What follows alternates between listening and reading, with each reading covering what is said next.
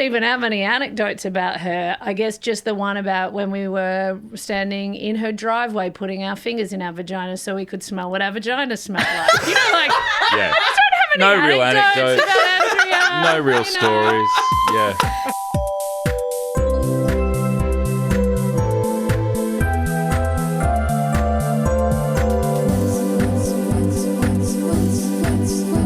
Do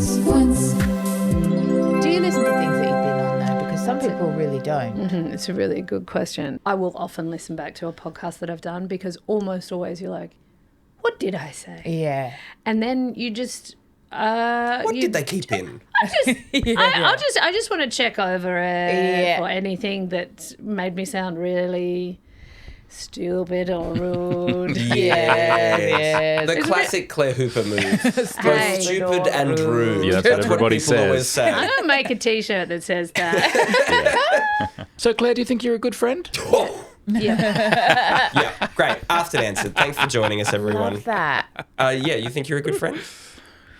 Yeah, I don't know. I'm very I'm pretty bad at keeping in touch. But but if I'm in touch, I'm leaning in. I don't know that you're that bad at keeping in touch. No, What's you're your very good at idea of being bad at keeping in touch? Oh, well, like some of my dearest friends, it would be hard for me to find evidence of much conversation in the last. So one of my greatest Sort of an friends, and so archaeological you- way. No, like as in, yeah, We believe like as they in, live I say to you, one of my favourite people in the whole world, one of my dearest friends is Ansu and Nathan. She lives in LA, and you'd say, great. Show me the messages. And I'd be like, here is one from 2 weeks ago where I answered her email with one sentence. You know, like, Yeah. do you know, yeah. I tend to think that the longer a message is, the actual, you're often explaining something to someone. Like, whereas if you're replying short, like, oh yeah, that sounds great, I can't wait to see you, or something, that is a closer friend. Like a long message is like, hi, so sorry I missed this originally.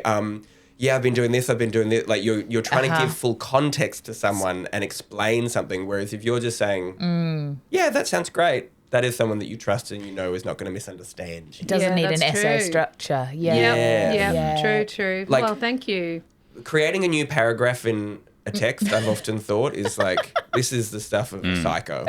Like, it's not, it's, you are starting a new thought inside a text. That's how many thoughts you're sending. I feel like the world needs to just all agree to reduce the pressure on reply times. I just think we've got into a really stressful state where we believe everyone needs to be constantly available and that an email should be replied to like same day or next day. I'm just Unless like, can we just all agree it's a week and it's fine? I think Well, it's that's because we're sending the message, and as we send Yeah. it, we're picturing their face. And so in our heads, we are saying to their face, when did you say you were free again next week for coffee? And then that face is not immediately replying. That's so true. Yeah. I think that is a good rule unless you are like, at the moment, a high stakes member of government on a national or international level. Sure. Reply to those emails. What about when you couldn't text your friends and you had to be there and you had to be in front of their face for them to see you and respond to you when you were very young? Do you remember who your first Fwend was? Oh, lovely. We're in oh my God. The segue into the traditional structure of the podcast. Yes. I remember my first friend, and we're talking sort of 3-4 years old, so barely any memories of it. And her name was Andrea, and she was the daughter of my mum and dad's best friend. Were you put together? We were put together. We were was the an same arranged age. It was an arranged marriage. Works absolutely fine at that age. Yeah. Like you'll roll with it when you're that age.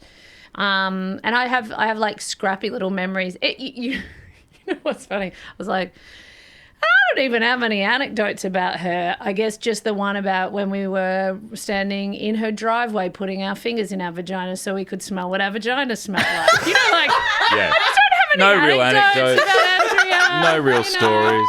Yeah. That's And? amazing. No, but you know, like when you're little, Were you there's- smelling that's just each other's? one of the things you do. know, Yes, of it's course great. we were smelling each other's. Yeah. Because you're like, does yours smell like that? Yeah, Might as well do Yeah. that, right? That's early I research. love that. I Yeah, love that so much. The Yeah, kind of innocence of it is really great. I know Yeah. how my friendships have changed today. You're not doing that? Come on, Claire, let's have a go. When was the last time you smelt someone else's vagina? There's a very 3-year-old memory. How long were you sort of friends with Andrea? Or are you still friends today? The Or was thing it is, a I period still of time? know her. Yeah. So it's really, Have you ever talked about your vaginas? Yeah, I know. since? No, never, because that's such a, like, only now talking about her. You know, truly with me thinking, my first thought being like, but I've got no stories about her. I've only got, right? Yeah. Only in that moment. So yeah, but because I think that's more convenient, because the way you behave when you're really, really little, you can't keep the memory of doing that in your head whilst you're seeing her. Yeah.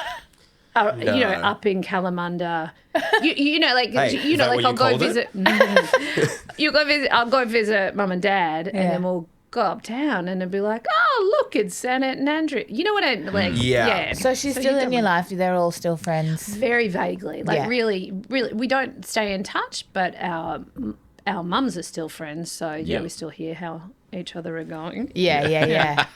Do you remember friends being important at that age? Did you want to like seek out friends that like get away from the family? No, my early memories of it are just, I think, just being generally happy that there were other kids around. So yes, Yeah. loved it. You know, just climbing trees, going to the park, eating birthday cake together, just like little scraps of memories and feeling content because there were other kids around. But I don't remember seeking out specific friends at that age. Because what's the age gap between your siblings and you?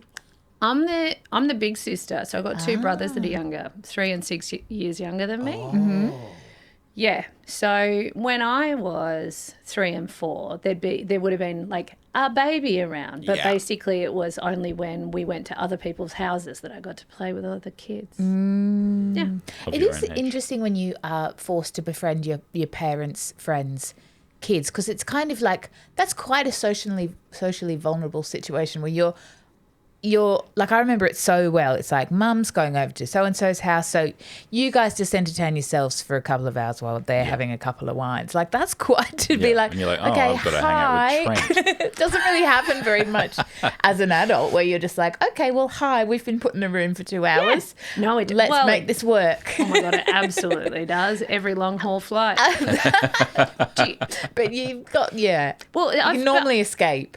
I've absolutely put my kids through it. I've done that thing of being like, well, I like this person who has a child of the similar age. Yeah. Therefore, this child is my child's friend. Yeah. The end. Make it work. Sorry, until you can articulate exactly what you do not like about this friend. Yeah, exactly. Using full sentences, you don't get to tell me you don't like this. So how you learn. I've forced a lot of those friendships on my kids. Yeah. And what you see, I mean, they call it parallel play, I think. You know, it's like kids that age are content to have another kid around them, but they're not really even engaging. So they'll tell each other things and not really listen to the thing the other one has said, but sort of practice taking turns. Yeah. There's not a lot of world building together. It's just When they're quite little. this one's putting a blanket on a teddy here and that one's over there putting a blanket on a teddy here, but they haven't really identified that they're in a teddy hospital and that they're both nurses and that their status relationship is this one's actually the intern, and you know what I mean, like they're not Yeah. Do you think you're they're asking just too doing much? it side by side. You're not trusting the narrative of this hospital that they work in. Yeah. Look, if the kids could explain the games better, I would play with them. Yeah, it is. I have vague kind of memories of that, actually, where, like, someone makes a plan.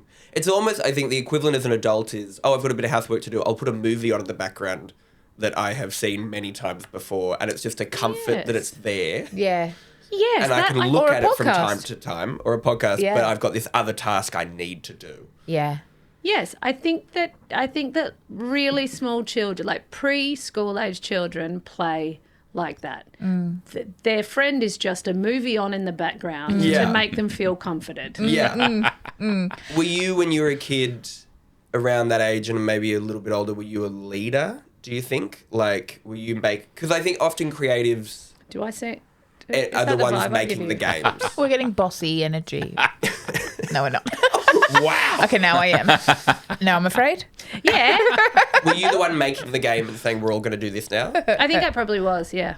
Were you like? Well, were I mean, you we're putting talking on plays? So, yes, I was. So, Can you believe it? Yeah, I did absolutely write some scripts, try and get the costumes together, tell people where they had to stand. I absolutely. Wow. Did a you bit of charge that. admission? I think this is a big.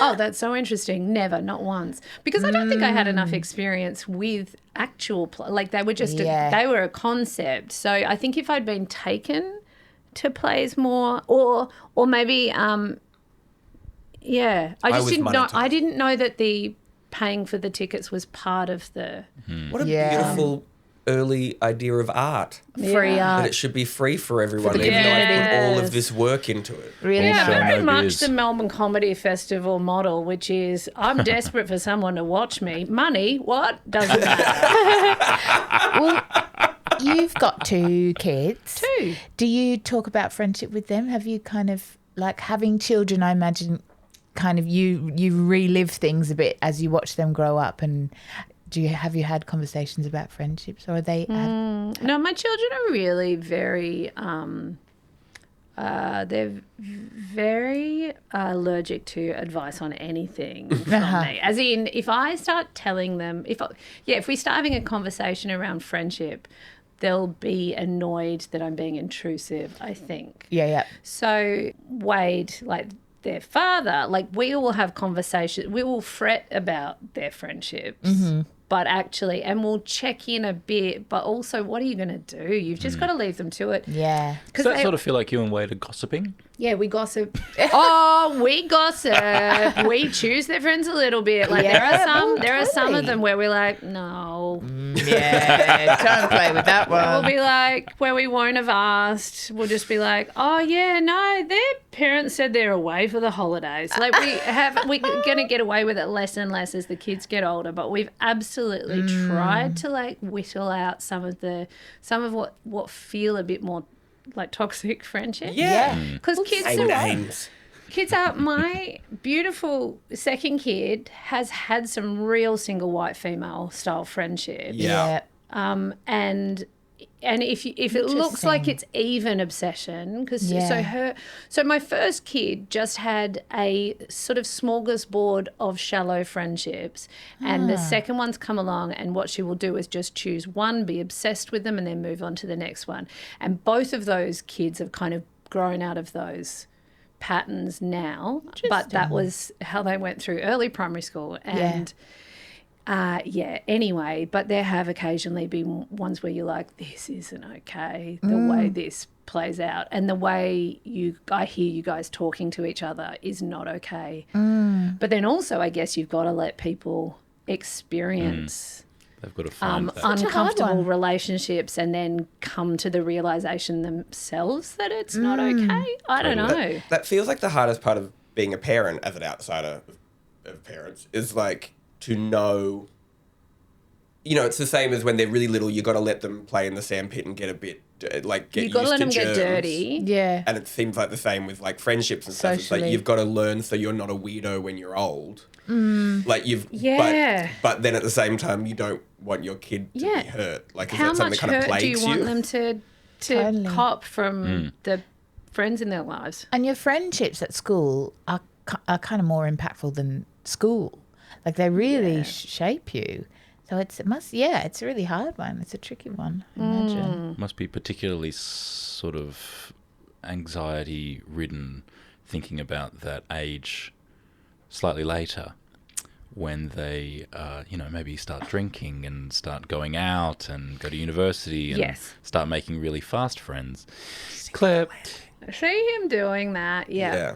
I know that you're trying to move on. I will say one more thing, and that is that I also find it hard not to tell my kids how to behave better around their friends. So I've sort of made it sound like I'm worried about what others are doing to them, but I also see them with some bad patterns about bad. Yeah. I see them do things to their friends, and I want to say, don't be like that. Yeah. But I also am like, well, I can't.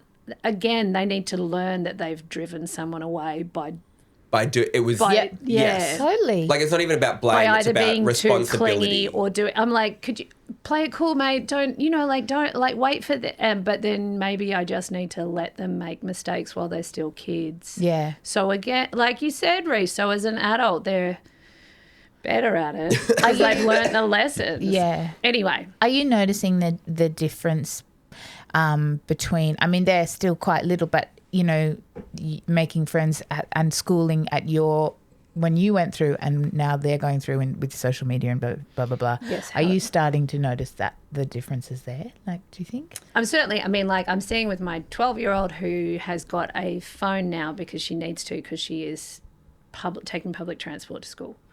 I'm seeing how she has, like, the conversations with her friends don't have to stop when she leaves school. And that's interesting and potentially because I actually think sometimes like stepping away from a conversation just like diffuses all the energies attached to it. If you can just keep having this conversation, it can get more and more twisted. Especially when it goes from face to text, like Yes. where you're misinterpreting. Yeah. Yeah. I haven't seen that happening yet. This is still really early days Yeah. with the phone, but Yeah. I can completely imagine that. And I think it was a wonderful thing that we got to. Like we might have dwelt on an interaction that went badly, but at least like having forced time away means you come back a little more fresh and relaxed. Group chats as adults are toxic enough as a concept. Yeah. Having Yeah. them as like a pubescent child, like 10 little puberty Oh babies. dear, our poor little Totally. kiddies. Yeah. Poor kids. But not just then. I'm also very, very glad that we didn't sort of have that when we were like coming of age, late Oh teens. my goodness, early I 20s. know. We're Yeah. so lucky. MSN had come and gone by that time. Yeah. MSN was over by the time we were like 17, I reckon. Yeah, the age that, you know, you start to get really fast friends. I actually reckon my fastest friend was not, I think, because you're sort of hinting for early 20s. I reckon my fastest friend was in my 30s. I reckon same. I'm pretty good at identifying someone that I adore quickly and then locking it down. And yeah, I reckon the best example of it was your friend and mine, Alicia McCormack. Yes. Like the minute I met her, I was like, for goodness sakes, where have you been, Dominic? So we were both So booked to do nice, a isn't comedy it? debate at Federation Square, and I'd never heard of her, and it was so instant. We were zombie apocalypse planning within 30 seconds. Yeah. And shortly after I met her, like within the year, she'd moved to London, but it was still on. Like as in I reckon over the last 15 years, Alicia and I have had so little actually in the room friendship time. Yep. And yet I rate her amongst my dearest friends. Yeah. But I wonder how much is that. That could just be Alicia because people adore Alicia. So maybe I think of her as that and everyone thinks of her as that and she's just walking around in this But What I is think it that's about? where everybody thinks she's their fastest friend because she's just so great. She is incredible. What is it about Alicia that makes her so great? Oh, there's so much that's great about her. She is very funny, very down to earth, talks fast, like really comfortable in a competitive conversation, which I think a lot of comedians, we meet people, we have to consciously let them talk because comedians are really good at, competitive conversation. Yeah. You know, where Yeah, you just yeah. really, it's every man for himself in a comedy conversation. And she can keep up. Like it just goes fast and you can speak for hours. Like you just wrap up because you've got to do something else, not because the conversation is ever over. She's got an incredibly positive can-do energy, but she's also like when she's bitchy, it's excellent.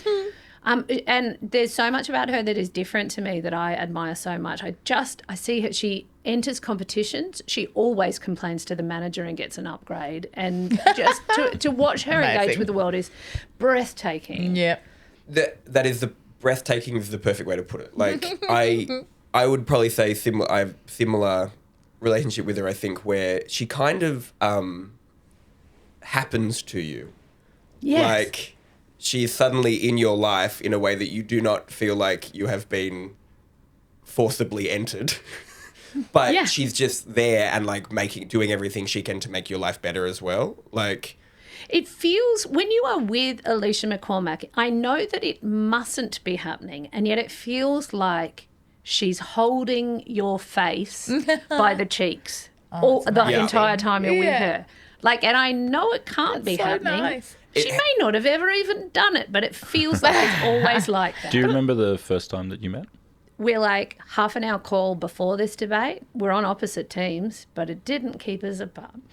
I don't even remember the topic of the debate because we talked apocalypse planning, did the debate, got out the other side, and we had agreed to work on a TV show about Armageddon planning before and this was like we'd met, and within 2 hours we'd agreed to work on a TV show together, and we did actually put a pitch deck together. We wrote, it would have been a great show. Whatever. It's really hard to get a show pitched with two female hosts. Turns out, yeah. It's not impossible, but it is not. Yeah. No, Australian TV is not asking for it. But I think that sort of chemistry that when you meet someone where you're both just like, pew, pew, pew, pew, pew, pew, I think that is quite rare and magical. And that's why you can like suddenly sustain a really close friendship even if you're really far away. And yeah, she probably doesn't have it with everyone. I think you're a special one. I think it's also interesting where, like, you know, if we work as we do in creative fields, when you meet someone whose brain you align with so instantly, you want to work to get, like, not just be friends, but also work together. Like, I'm sure in music with bands, this is a thing too. Whereas, like, this is with accountants. Like that in music. With accountants, they're not like, oh, I've met this. I really want to count. Let's crunch some numbers really together. Want to count with 10.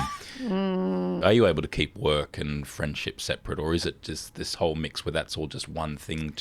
We've been surprisingly successful, Alicia and I, at keeping work and friendship successful. Despite our best efforts, we have managed to not work together much at all.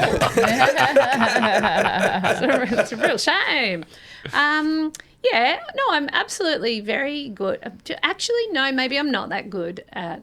I think I do feel compelled to work with friends. But is that because you feel of work as a fun, like it's a friendship space? Yeah, work's a friendship space. If you enjoy the company and the mind of someone, then why not overlap that with your actual job? Yes. If you have to do your job, then the more you can like cram good people into that space and time, the better, right? It seems wild to not want to work with your friends. Well, it also can obviously really deepen a relationship if you work on a project together and then that goes well, or even if there is a struggle and you get through it, and that's like kind of you enter a bit of a new level. What a wonderful extra depth to the friendship. Because your lives are intertwined as friends, but then when you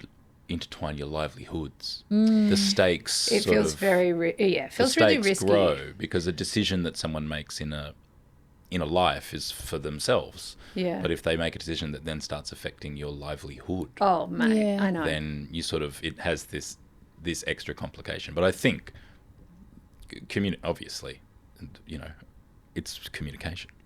It's just saying the thing that you're thinking. Yeah. As soon as you're thinking it, instead of letting something brew and fester. Oh yeah. Are you an open communicator? Am with I your a good communicator? friends? Sorry, Claire, that's quite a full-on question. I don't think I've ever directly asked someone that before. Okay, no, that on seems this fair. show. That seems fair.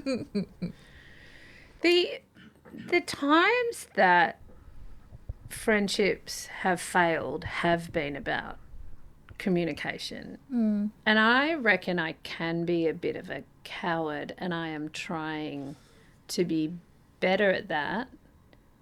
I say coward, like as in I think I can Avoidant. Be avoidant. I think coward's probably a bit strong there. Cowardice has only negative connotations attached to it, though. Whereas avoidance, I think, you avoid things to protect yourself. Yes. Like, And sometimes facing things head on doesn't actually fix them. And Yeah. if the other person involved doesn't want direct confrontation. Yeah. I've seen people with a problem in their friendship and one of them's gone, you know what? Let's just talk about this thing that's happened. And the other person doesn't want to talk about the things and it's almost like driven an even greater wedge. Because I think the other person's like, in a few months, this is going to feel like nothing. We'll just move on. And like calling attention to the problem has just made it an irrevocable truth. Would that be you know what I mean? Yeah. Yeah, definitely. Like a pick your battles kind of a situation where some things you can just deal with by yourself quietly and let them simmer And go, away, you know because what, bringing I it feel better up. about that now, and I didn't need to talk about it. Because it's Yeah. the type of people, and we know plenty of these people in our industry, but so does everyone, I guess.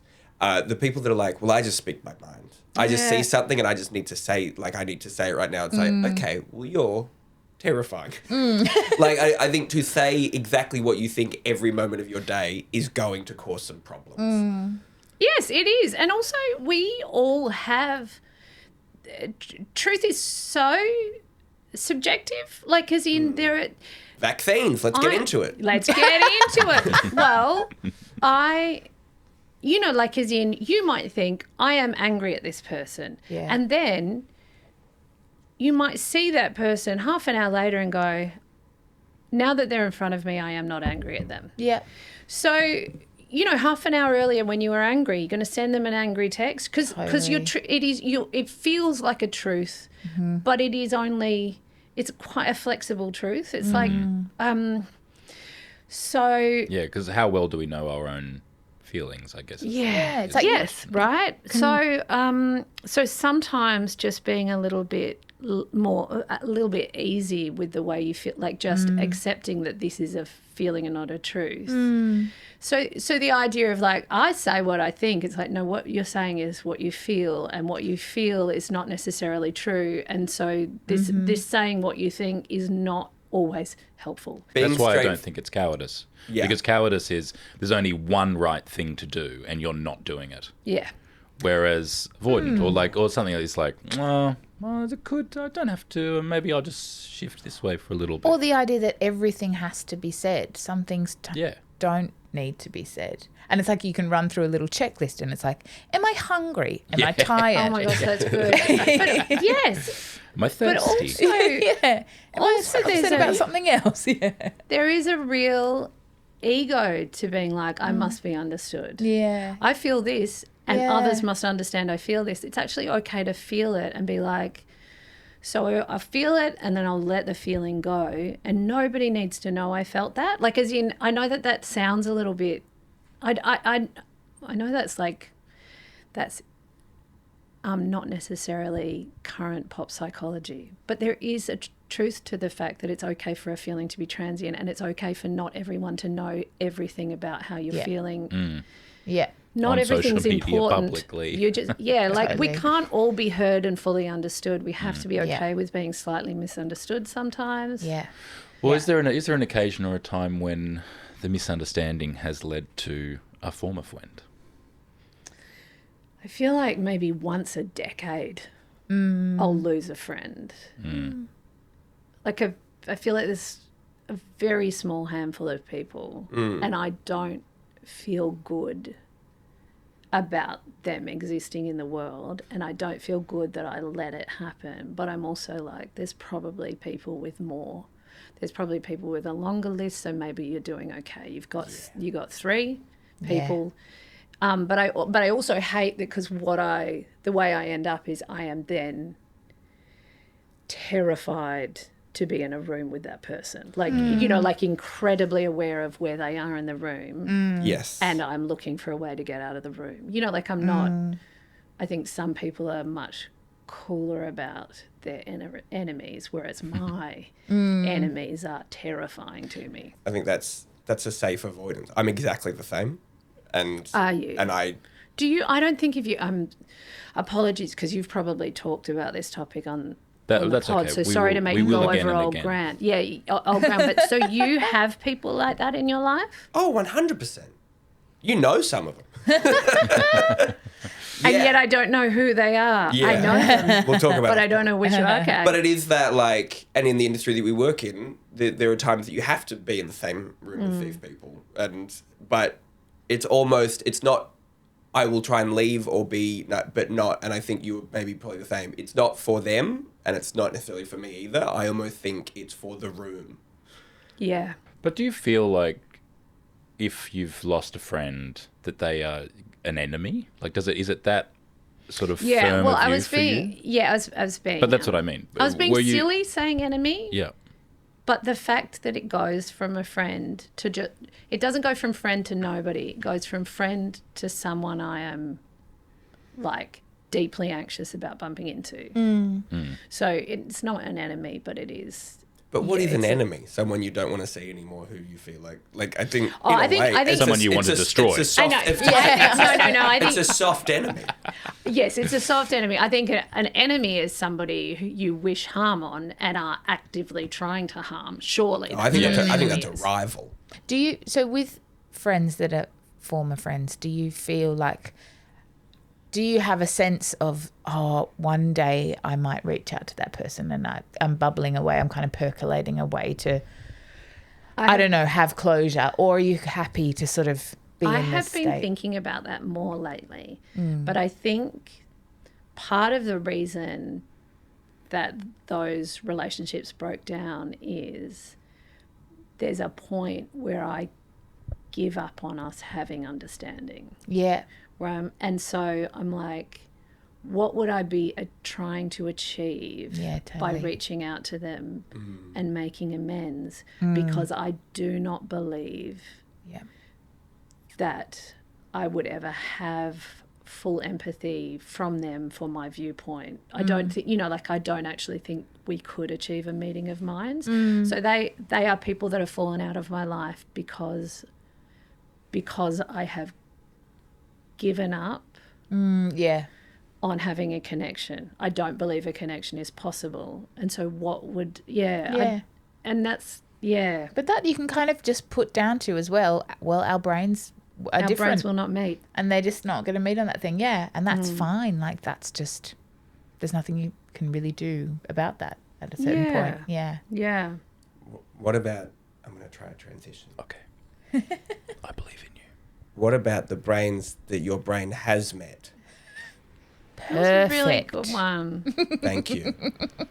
When we talk about someone who your brain is connected to forever, when we say forever friend, who does that make you think of? Forever Fwend. Forever Fwend. Yeah, it's a really hard one Yeah. because because different friends serve different purposes. And in terms of a forever friend, I mean, it's probably Wade, and that's Nice. really, I know. Gross, it's not, actually. Ew, gross. He, For those playing at home, that's your husband. that's my husband. Yeah, mhm. And we're like, Contractually obliged to yeah, be forever. really, we get along But you really like each well. other. Yeah. That's Yeah. And we cool. often, like one of us will do something silly in front of the other one, and then we'll be like, best friend. That's really cute. So, I kind of think he serves that purpose. And I had, look, I struggle too. So I was, beautiful Cal Wilson was a really close friend. And I don't know if my memories are even accurate. Yeah. But I think she was my closest friend. That's what we all, from the outside, that's what it looked That's what it looked like. Yeah. Well, she was like a text that's like, you wouldn't believe what this guy at a corporate just asked me to do. Yeah. That sort of those.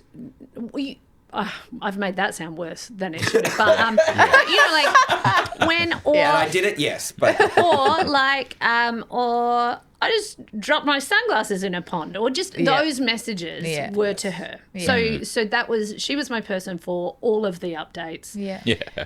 And we had, we only made friends in our 30s, but still we had the best, most complete backstory of each other's lives. So we didn't have to contextualize anything, just jump straight into a new conversation, have several conversations on the go at once, and so it was just, that was a really nice thing to have there.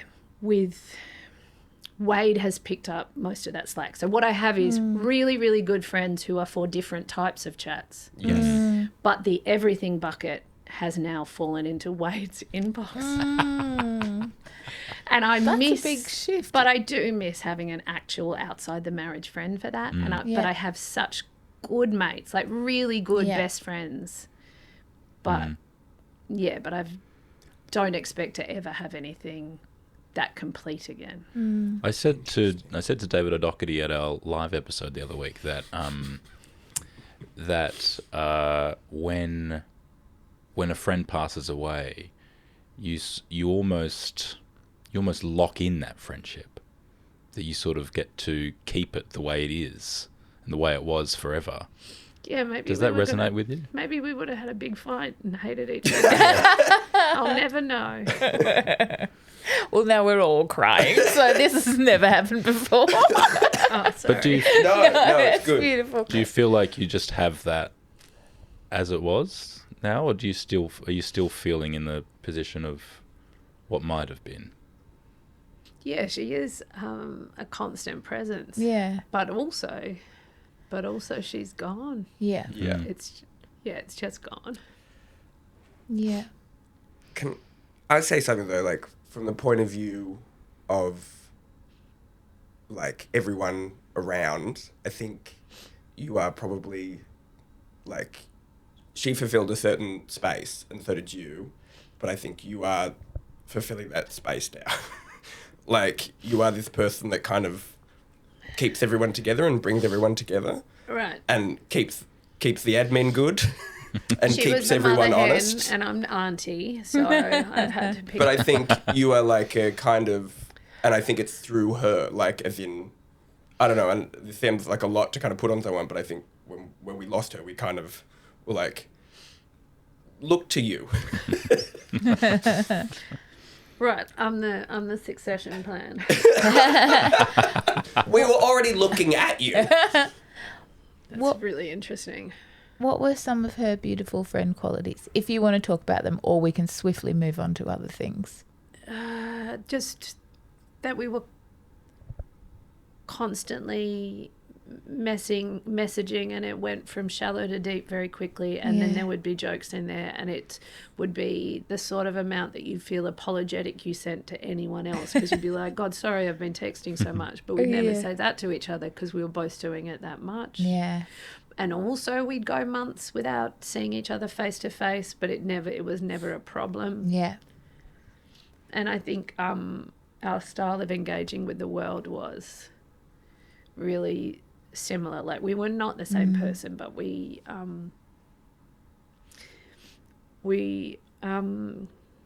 I guess we both believed in like optimism and joy and all of those sorts of things that aren't like universal in comedy, like I think we were both a bit like, but could it make the world a better place, like. Yeah, totally. But also we were a really safe place for each other's darkness, so that because it gets hard and we could get angry about things together. What do you think that you take from Cal with you all the time? Is there a certain like philosophy or a quality that you of hers that you try and take with you? I think I just try and see how beautiful things are for her, because she would want to see beautiful things. Yeah. So it has made it it's made beautiful things more beautiful, but kind of in a sad way. Yeah. Yeah. Yeah. That's, yeah. How's Wade going picking up that bucket? It's okay. He doesn't have a job.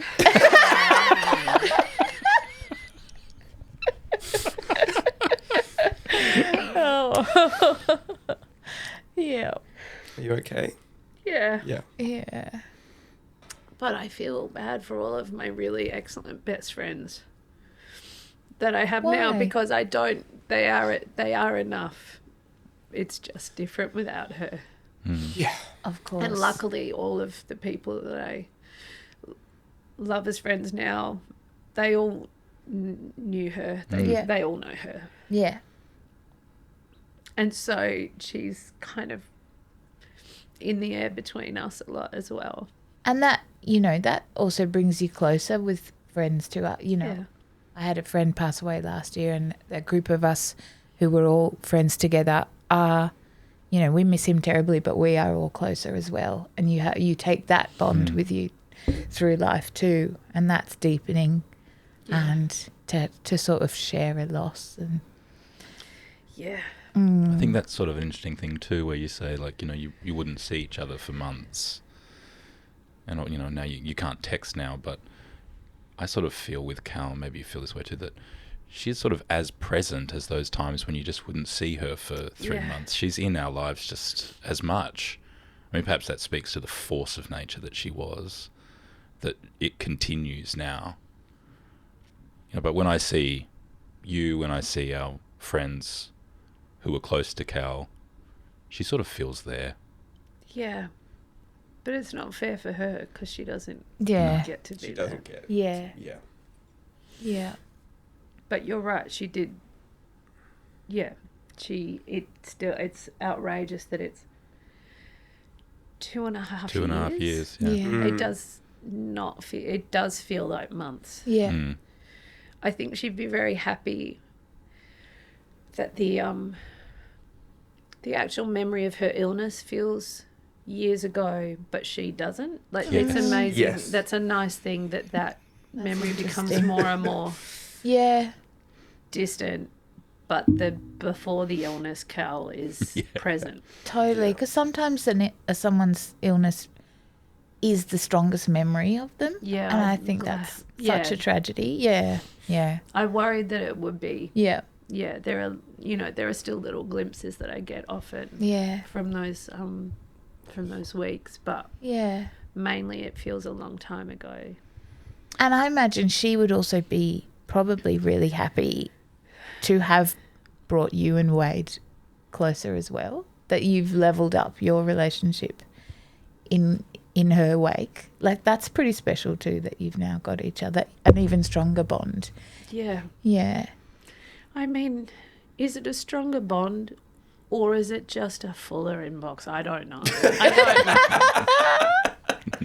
It just has to do. We more should also probably, editing. at this point, apologise to Wade, because even though he is the forever friend, he hasn't really taken the lion's share of the compliments here. Yeah. He's great. He's nice. Great, we love Wade. Yeah. What are some of his finest qualities? Oh, all right. Great question. What are he's very silly. Yeah. Yeah. He's really silly. He makes me laugh. Oh, that is like that's number part one. of people's wedding vows, though. Yeah. Ugh, yuck. But he does. Yeah. Which is remarkable when you've been with someone for nearly 20 years. It's amazing that they Yeah. can still make you laugh. And when I make him laugh, it feels like an absolute win because I'm like, oh, I can still surprise you. That's so nice. Is he the and- person you want to make laugh the most, just quietly? Yes, I think probably. Yeah. Yep. He's really